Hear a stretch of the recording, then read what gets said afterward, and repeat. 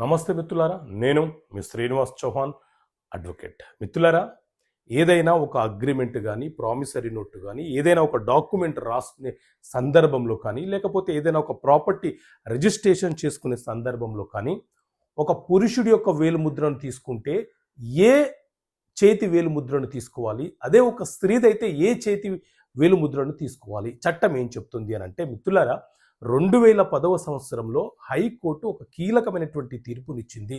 Venkataramayya versus Sarojamma అనే కేసులో high court తీర్పునిస్తూ కీలకమైనటువంటి అంశాన్ని ప్రస్తావించింది.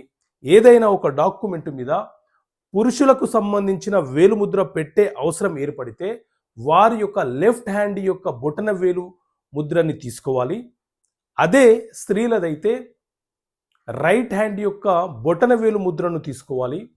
ఆ వేలు ముద్రల కింద వారి పేర్లను కూడా నమోదు చేయాలి, రాయాలి అని చెప్పి పేర్కొనడం జరిగింది. సో ఈ తీర్పు కాపు వచ్చేసరికి మనకు ఏఎల్టీ పబ్లిషర్స్ ప్రచురించినటువంటి 2011 వాల్యూమ్ 1లో 456 పేజీలో ఈ తీర్పు కాపీ చాలా స్పష్టంగా ఉంటుంది, అది చూడవచ్చు. ఓకే మిత్రులారా, థ్యాంక్ యూ. జై హింద్.